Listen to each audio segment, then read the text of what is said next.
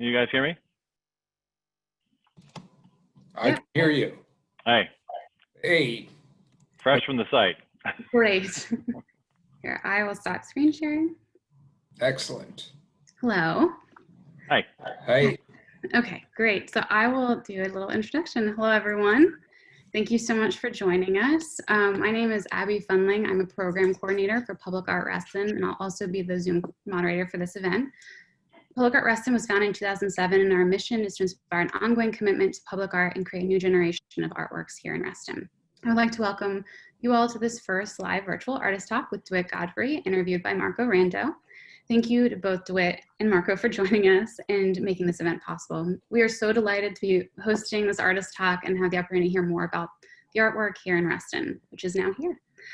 DeWitt Godfrey's sculpture Simon was installed today. He is fresh from the site, as he said. It's at the new Valley and Park development on Sunrise Valley Drive in Reston, and we are very excited to have been part of this project. The artwork was commissioned as part of a public art proffer by Toll Brothers, who developed the site, and they worked with Public Art Reston and Public Art Reston's Public Art Committee, which made recommendations about the selected artwork, and it turned out to be a really great partnership, and we're very pleased to welcome this new artwork here.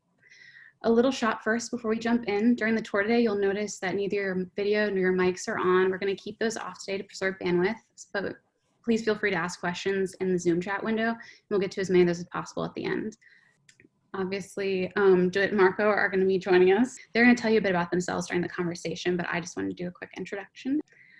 DeWitt Godfrey is a large-scale sculptor and professor in the Department of Art and Art History at Colgate University. He did his undergraduate work at Yale and received his MFA from Edinburgh College in Scotland. He is the recipient of numerous grants and fellowships, including artist fellowships from the NNEA, the New York Foundation for the Arts, the Japan Foundation, and the Louis Comfort Tiffany Foundation. His work is in the collection of the Museum of Fine Arts in Houston and the Brooklyn Museum in New York, and we are very pleased to have his work as part of Reston's Public Art Collection. DeWitt will be interviewed by Marco Rando, who's also joining us. He is a Public Art Reston board director, as well as an artist and educator here in Reston. He studied industrial design at Pratt Institute in New York before working in New York's art furniture industry, developing sculptural objects and functional art. His work has been exhibited in galleries and museums like New York's Museum of Modern Art, the Whitney Museum, the Guggenheim, the Metropolitan Museum of Art, the National Gallery of Art in DC. Has also created public artworks here in Reston, including his newest sculpture, Portal Seats of Memory, which is actually on the site right next door to DeWitt's on Sunrise Valley Drive. So thank you all again for joining us for this live virtual artist talk with DeWitt Godfrey, interviewed by Marco Rando. And without further ado, here are DeWitt and Marco. And I will turn off my video while you guys talk, but I'll still be here if you need me. Thank you, Abby. Sure. Thank you. Thank you. Well, DeWitt, it's a complete honor to interview you. I've become a huge fan looking at your work on the internet, and just awesome. And I'm glad that it was great to see you working today and see that sculpture in that site. My first question, how important do you feel public art is to the overall human condition? Big question, but no, it's okay. It's okay. You know, I'm a firm believer in the sort of the value and virtues of public art. It's something that's you know, obviously that I practice myself, you know, and with the project here in Reston, but also something that I work with my students. You know, you find out a lot about what people think art is or should be when you're working outside of the context of galleries and museums and places where people expect to see art. So I think the opportunities and sometimes the challenges is, you know, that is you can have a random encounter with a work of art in public, which relates to its surroundings, both as art, but as just another object in the kind of urban landscape. So it's often not sort of surrounded or protected by, you know, the white cube, or you know, people aren't necessarily prepared. So there can be moments of serendipity. You know, they think there's a lot of value in having to kind of have that kind of encounter, right? There's something that really wonderful that can happen in that encounter, and even when people don't like what they see, right? It also, I think, teaches us a lot, you know, about how do we deal with things in the world that aren't necessarily to our taste, but that bring value of some kind, right? that are important to other people. Very good. Very good. So how does that making public art impact your creative process? I mean, you've covered some of that just now, but yeah, would you maybe elaborate on that a little more? I mean, sure. I mean, you know, in my case, well, I think with every public commission, whether it's private or you're working with a public art agency, you know, there's a site, right? And and with that site comes certain kinds of conditions. The work is sometimes public art is meant to sort of function in a practical way. It could be for wayfinding. It could be sort of as a plaza marker. It can be furniture sometimes, right?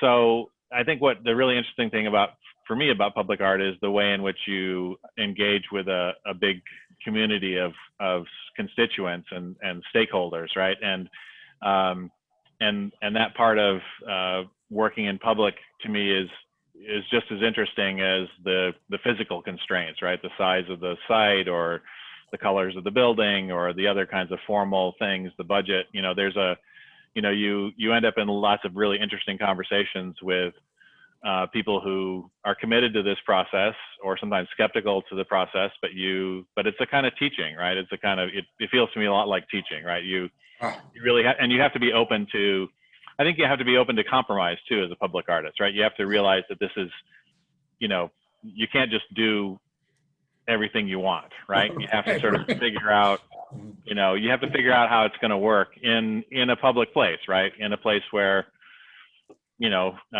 you don't have control over it. You know, it's just really interesting to me. I find that those kinds of interactions to be, you know, one of the most interesting parts of the process. They can be frustrating. You know, I'm working on another project in Denver that, you know, it took us 10 months to get the permit, right, to do the work. So, you know, and you have to be patient and persistent, right? You have to be and willing to help people understand what it is you're trying to do and why, you know, why that's important, right? And that they become part of that project, right? Their input, their approvals, the conversations, you know, you can't do it without them, right? Yes. Yeah, that's excellent.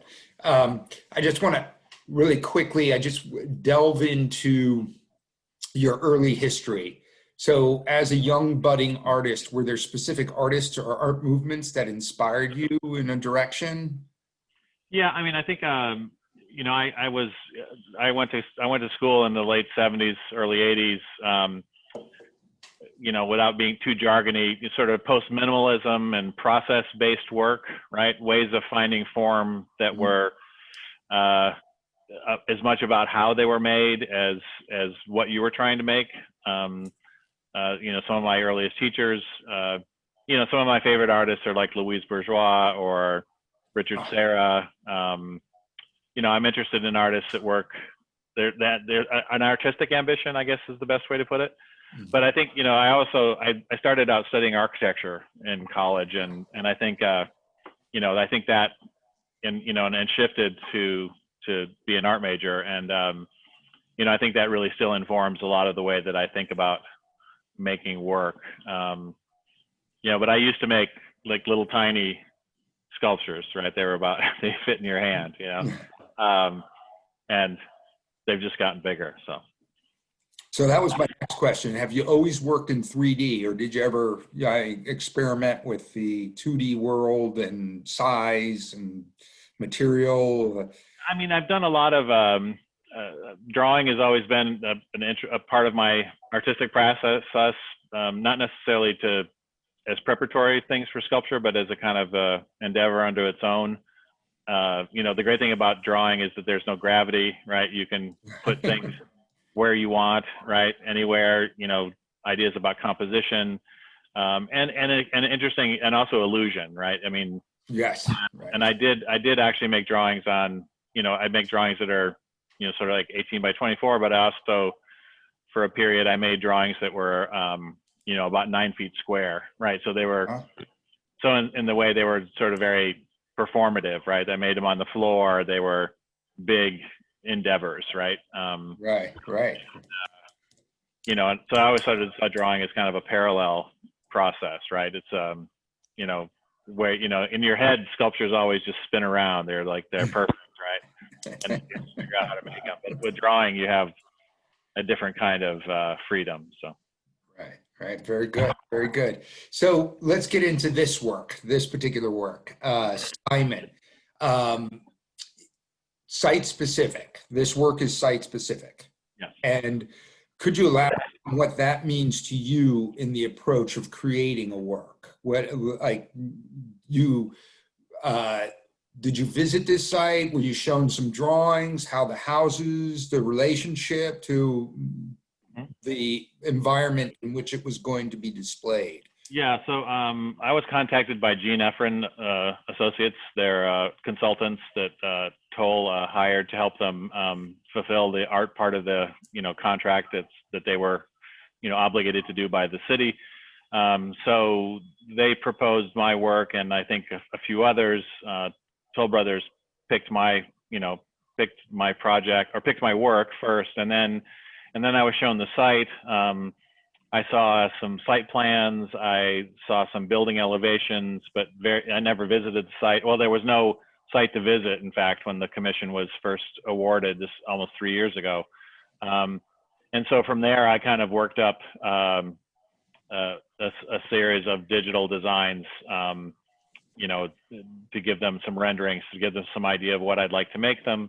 And they liked the approach, which was basically, I showed them something very much like what's out there now, but then we went back and kind of refined it a little bit. They were, concerned about climbing. They were concerned about some other different issues. So we, so there was some redesign.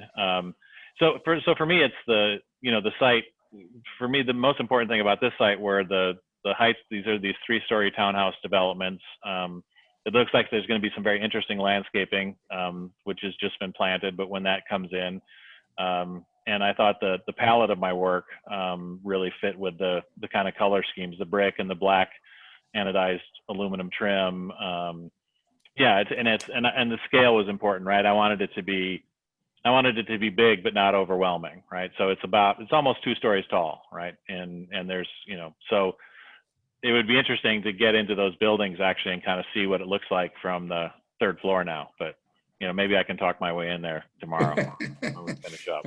Well, I saw one of the neighbors definitely looking down from his balcony into the sculpture, which is definitely a unique view that he will be privy to, or maybe we'll have some sort of drone video of your work, that we can see on Public Art Reston.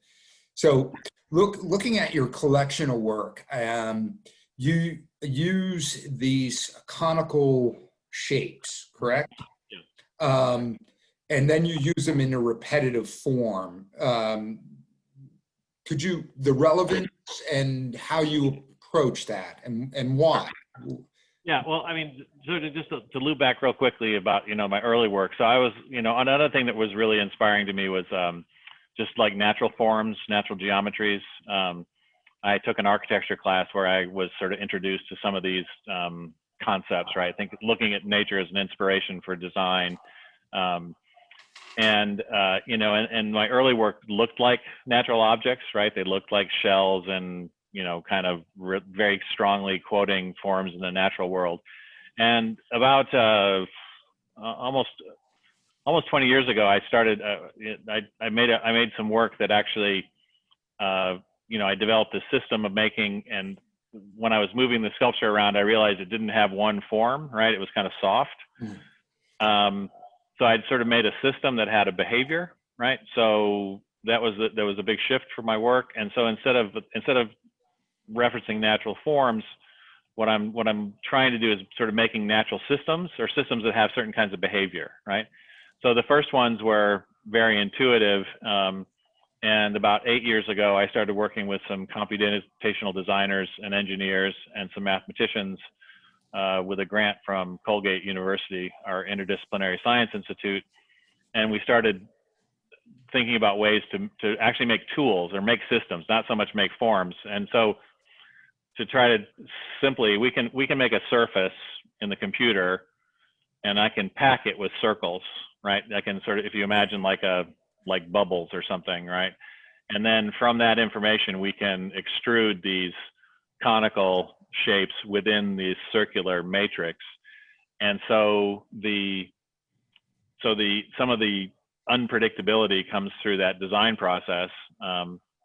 So they're all completely unique. I mean, they're clearly, they're the same kinds of forms, there may be the same kinds of systems, but they're all, bespoke, right? They're similar, and each one we add different conditions, right? So, how do we get something to behave one way instead of another, or this one needs to be particularly stiff because we've got different engineering requirements. So we're always tinkering with the system to sort of find new ways of generating forms rather than saying, okay, this is what we want, right?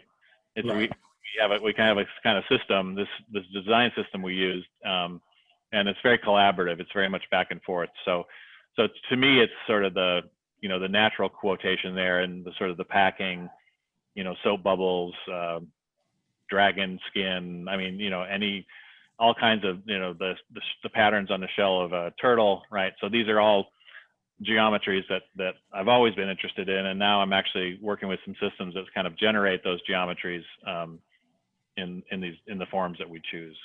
Right. So looking at the work, I mean, there was some movement. I was watching you today work on the sculpture, and there was actually some movement in this form as you guys were climbing around it. There are some cellular structures of the form that look like they're very organic, and it looks like it's under compression. Is that? Yeah. Is that? Well, so they're under real compression, right? There's a real load there, but also some of that compressive force, we tell the computer, we give it a physical set of behaviors, and it kind of squeezes and twists these things until it finds the shape that it wants, right? And then the second layer is then the designs have to be, we use the same design information, the same data in an engineering simulation. So then we can decide, well, for instance, this run in Reston, the first two rows are double thickness of 8-gauge material. The middle row is 8-gauge single, and then the top is much lighter. It's 14-gauge. So we're trying to reduce the load, but we're keeping stiffness where it needs to be.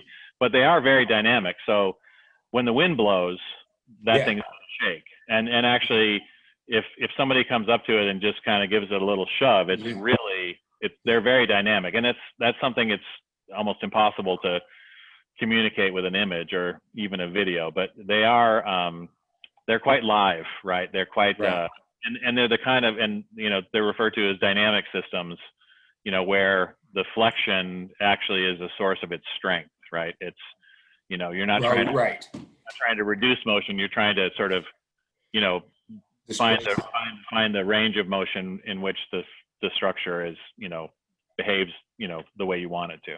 Right.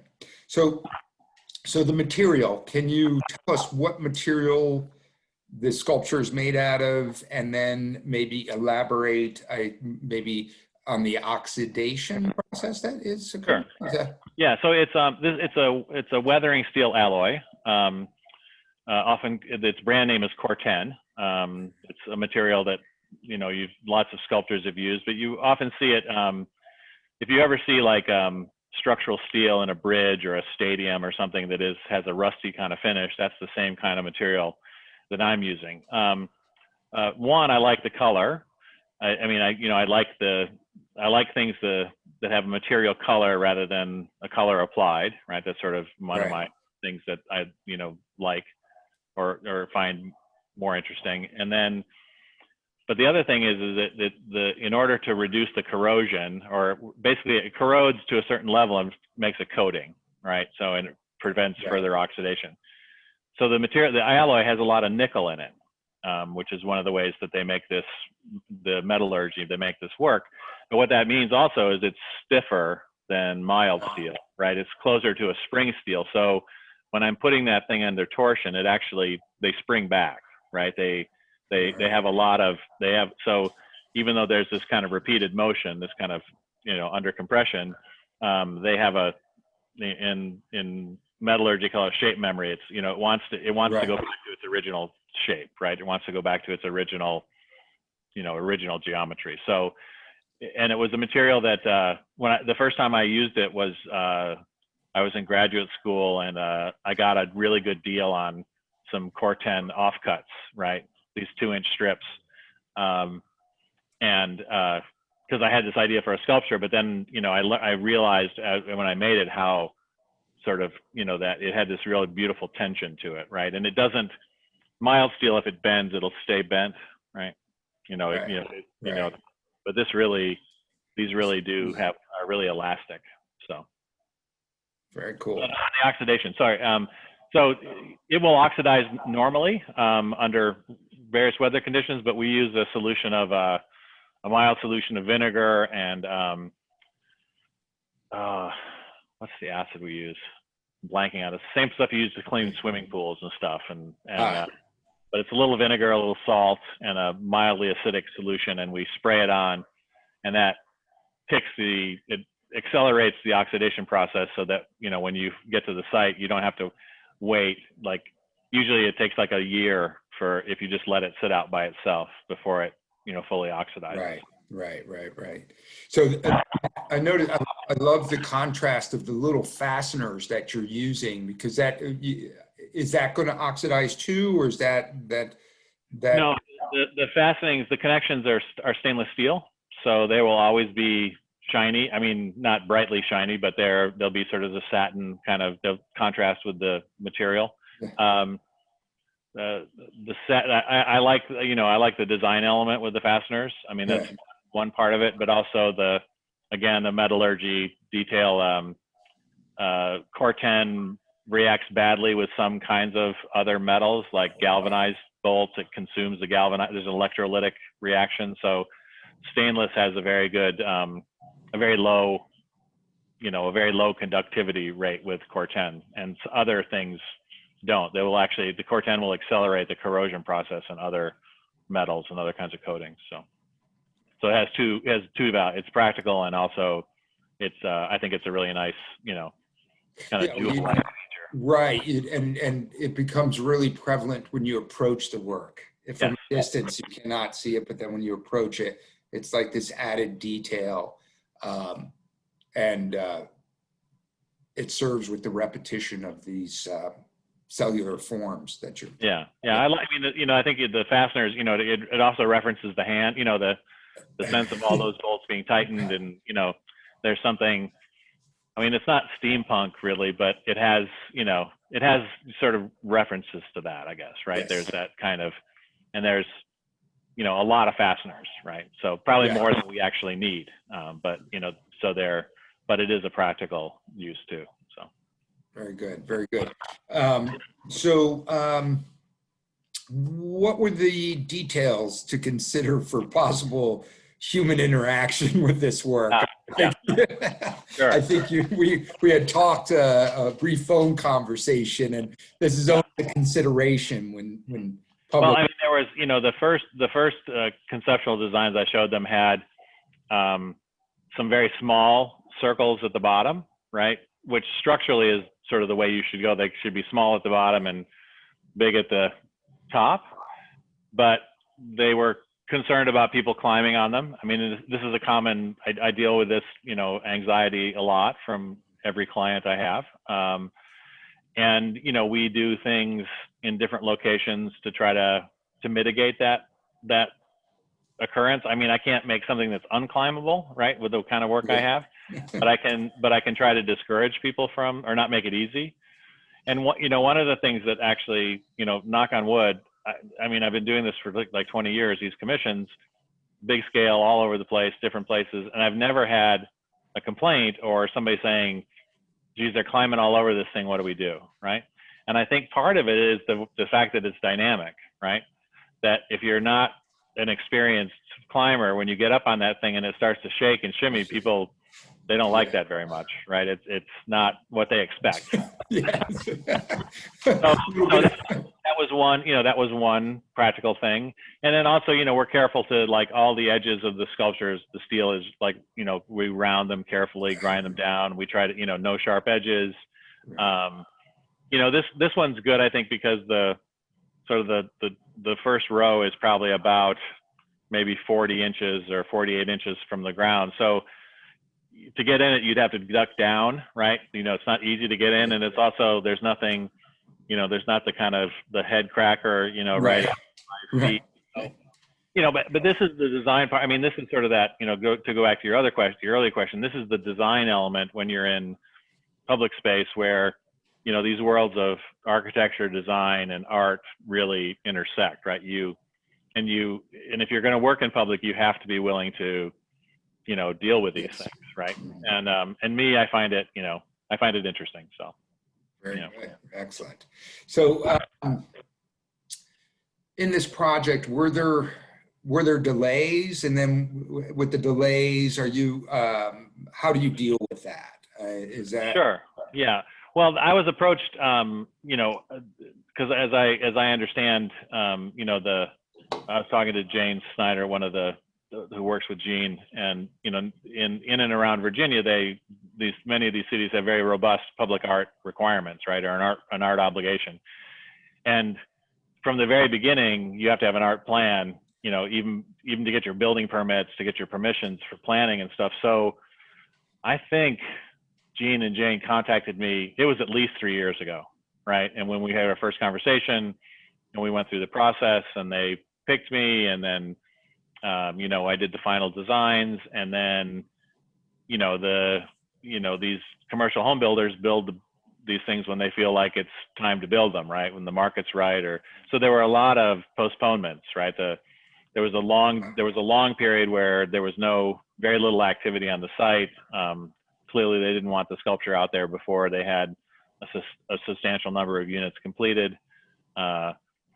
So the sculpture actually was finished a year ago. It's been up at my studio in central New York.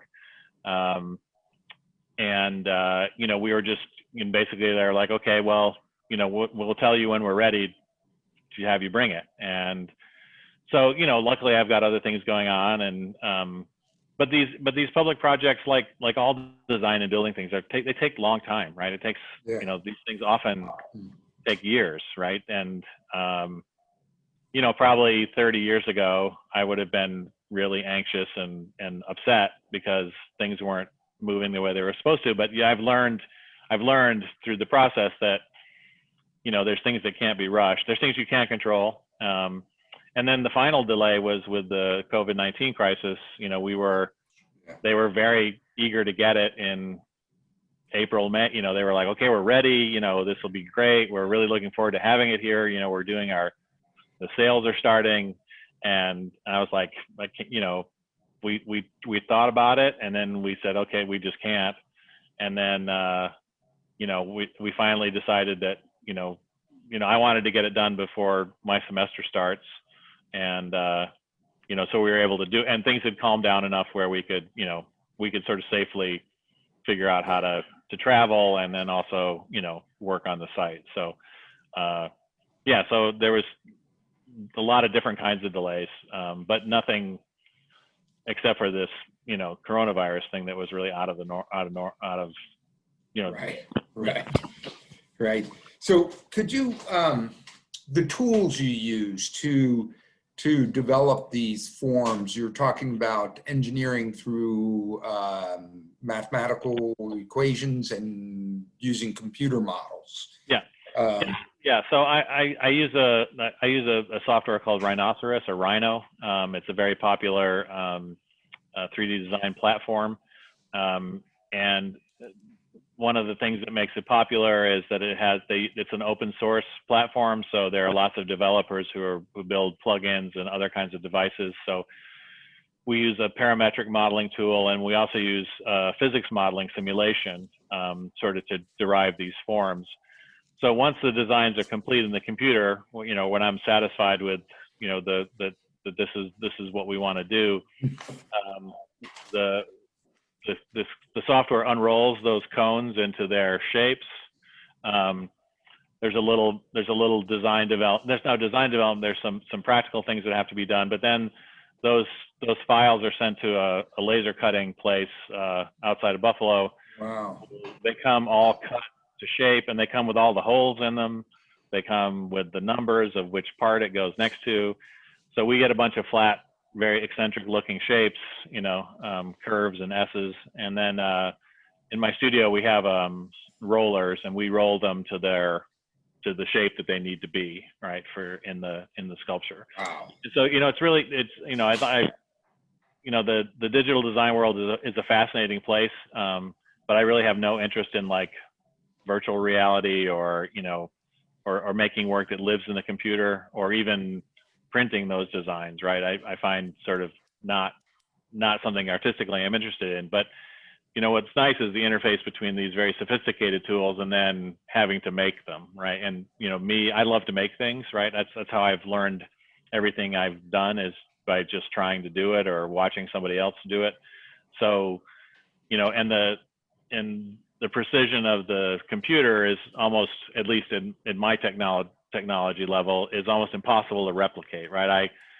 They're never quite the shape they need to be, and I think, you know, anybody who was out there today saw that. You know, we're like tugging and, you know, we go along, squeezing.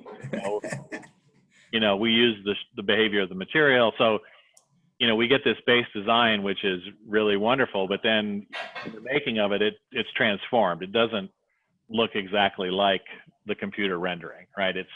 We have to deal with the material and with our technology limitations, which is actually the part I like. That translation is the part I like the best. So, yeah, it's quite beautiful to see you all working on that and having to play with the material. And so all those holes will line up to each other. That's just that's crazy, right? Yeah, that's incredible. The first time we did it, every time we put a piece together, I'd be like, "Wow, it works!" And they're like, "Well, yeah, of course it works." I'm like, "Well, look."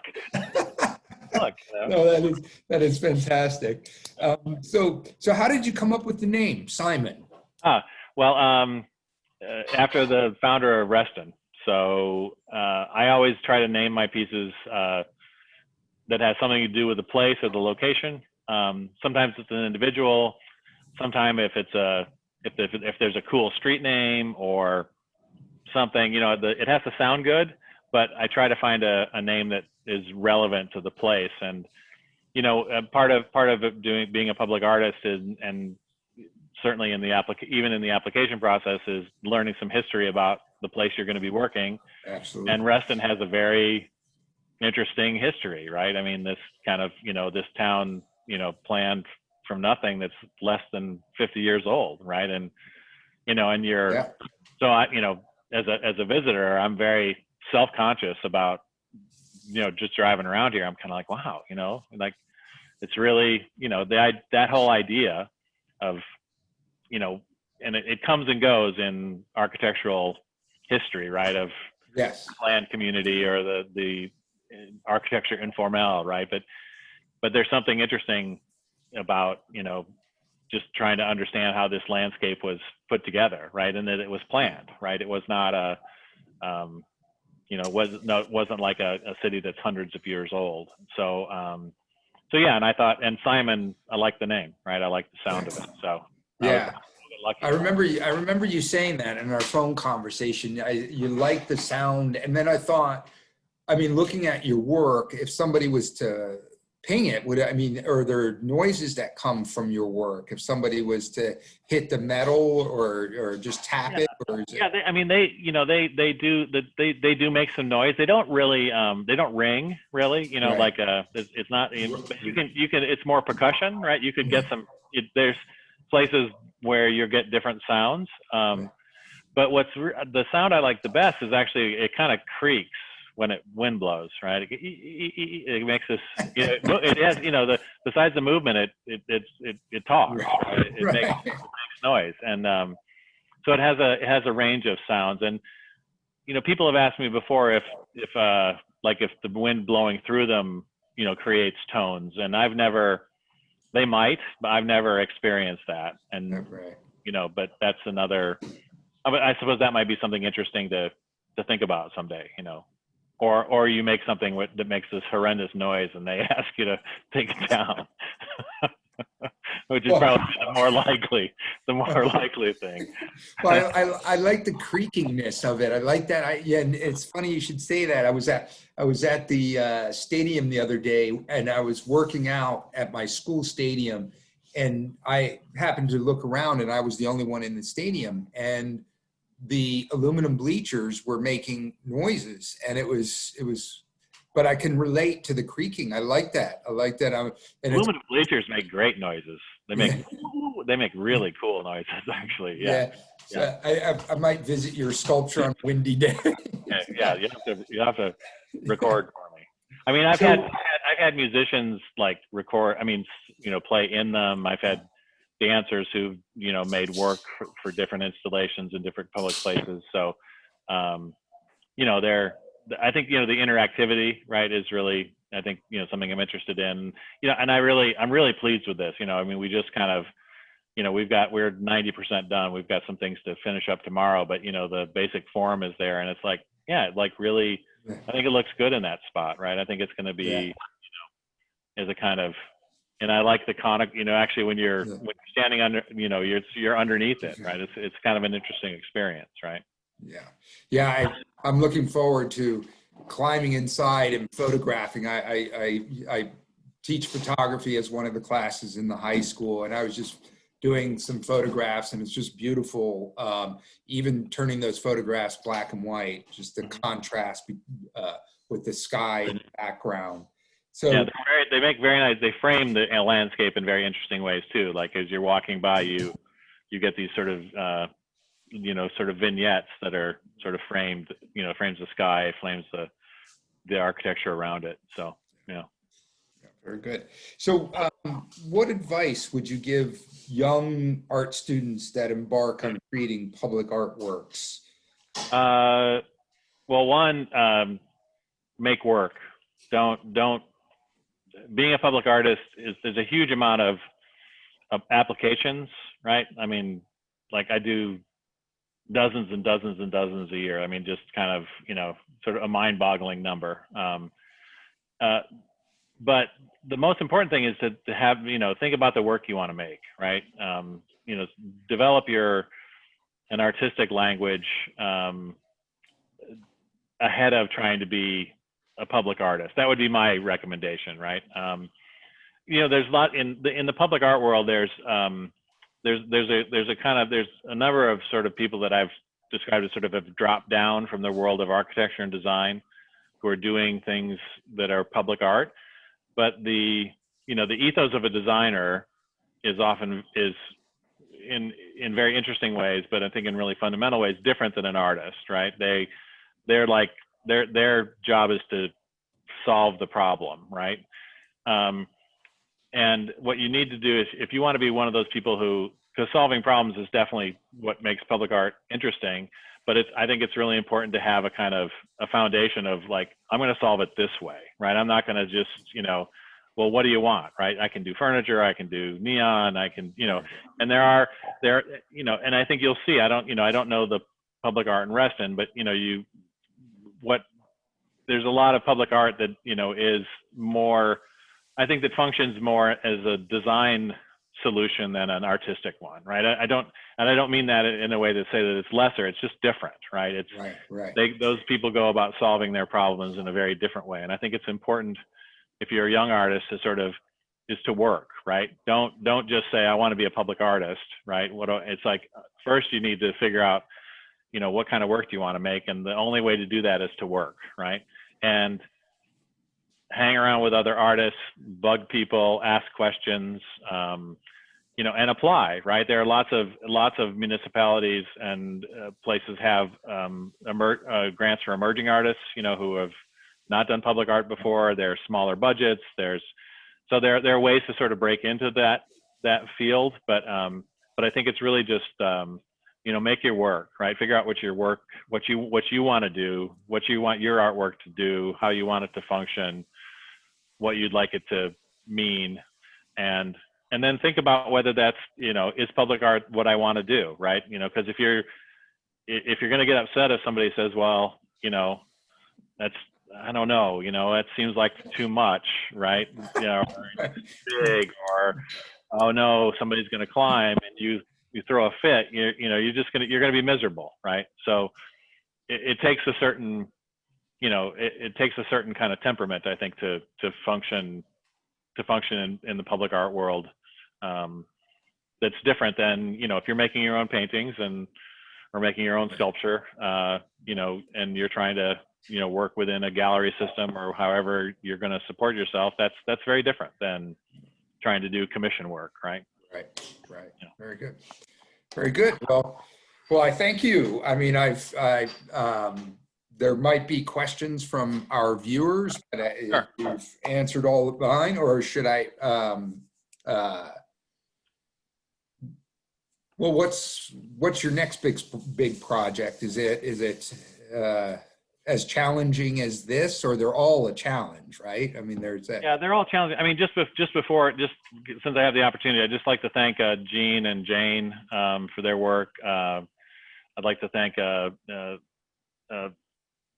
the people at Toll Brothers, right, who worked with me, patiently, and they were aware that the delays were, could be a problem, and it's been a very good experience, right? And I'm glad, and Reston does seem to have a very, active and very important commitment to public art, and it's really nice to be part of that collection. Yeah, I'm doing some projects. I've got a project in Denver, one in Alameda, California, and one in Portland. The one in Portland's for a new rental car facility at the airport. So I've heard from other of my colleagues in the public art world that airports can be particularly challenging, these big infrastructure projects. So it'll be a first for me. Yeah, they're all different. Like the one in Alameda, we had a 6-month delay because of the coronavirus. Basically the people in the city who were in charge of public art were given other things to do, right, in the time of an emergency. So yeah, they're all unique though. I mean, they're all unique. They're but you meet a lot of interesting people, right? Yeah. Lots of, yeah. But I'd be happy to take some questions if there are any. Yeah, Abby, if you're there, and Yes, and we do have some really great questions and some nice observations too, which I think is really nice. So one you sort of answered, unless you want to further elaborate on it, but do you build your own sculptures, or are they built by a fabricator? I build my own sculptures. I would not, I mean, maybe someday, which would be a good thing if I had a sculpture that was so big that I couldn't build it myself, but I would really miss that part. That's the thing I really like to do best. So yeah, I think it's nice. How did you come to propose the shape for Simon? Well, there's just to kind of explain the site, there's 2 sets of townhouses, and there'll be 2 sets on the backside too eventually. There's a walkway, there's a space between the buildings, and they made a little circular, in the design there's a kind of little circular plaza. It's about 20 feet across. And so, and that was a location they wanted the sculpture, right? This is kind of marking. But it was narrow, so the conical shape seemed like a good solution, so that the plaza still has kind of a functional aspect. There's some seating on either side, but it's not difficult to navigate either. So that was really right. I did a piece just before this that was kind of inverted, right? Kind of that form, sort of upside down. So we kind of just we thought it seemed like a good idea. Yeah, it's nice. It really fits in that area quite perfectly. Yeah, it's nice. And then someone made a nice observation. As a 70s and 80s Lake Ann kid, now my art historian's gaze is intently focused on the architecture and sculpture in Reston. The rhythms and movement in your piece have musicality, a geometric structure, which I think is really nice, especially with your comment about creating a system that has a behavior so as to facilitate an organic Yeah. quality. Yeah, So- I sometimes, process art is, in the United States and Europe, we have a model of creativity, which is about invention, right, and about making something new, the new form. But if you're a dancer or a musician, the form is often set for you in the music, right, in the scales or in the choreography, and so it's how you perform within the system, which is what your where your artistic content comes from. Curiously though, I mean, and we honor great musicians and we honor great singers and great dancers, but choreographers and composers still get, top billing, right? So, and in other cultures, that kind of, working through a form, right? Like say, writing sonnets or something is prized, right? How you use the form is what you're given praise for, not for inventing something completely new. Yeah, that's really neat. And then some kind of technical questions. How long will the artwork last? Does the material of the sculpture require maintenance? Yeah. So generally when I'm asked, or when public, sometimes when you're spending public money, they like, how long is it going to last? So you have to certify that it'll last at least 25 years. I think the sculpture would last far longer than that. If it's cared for, all you really need to do with my sculpture is keep it clean. And that doesn't mean like spotless clean. It means like in those where the cylinders come together, you can get debris, and the Corten doesn't like to stay wet, right? It's ideally it's works. It's rust prevention works when it can dry. So somebody needs to go out there, with a air compressor or a pressure washer every once in a while and clean that dirt out. And if they do that, it'll last, well, a lot longer than I will. So. Okay. Probably the people who commissioned it too. So. It's got a nice lifespan then. It's nice. Yes. How many artisans work with you in your studio? It varies. I've got 2 people working with me now. They were working with me in the spring on another project before we had to shut down. I have sometimes as many as 4 to 6, right? Depending on how busy we are. But it kind of ebbs and flows. It's really project driven. And it also, kind of cycles through. I, often have my students, college students who work for me in the summers. They get some research credit for that. I've had some students who've stayed in Hamilton for a couple of years longer working for me, but then, they move on, they start other things. So there's kind of an interesting sort of turnover, and sort of bringing different people on board. So yeah, it varies. That's neat. Does that affect your process at all, having different people come in and out? I mean, yes. I mean, well, it doesn't affect the process, but it sometimes affects, if you want to be a good manager, you want to have the people who work for you to have a chance to succeed, right? So you need to learn about them, and how they like to do things, and, what it is you're trying to accomplish, and how can they be a productive part of that process. So I like to think I'm a good boss. I lose my temper sometimes, but but it's construction, so. Yeah, that's fair. That's really interesting. How would you? Okay, will the sculpture be lit?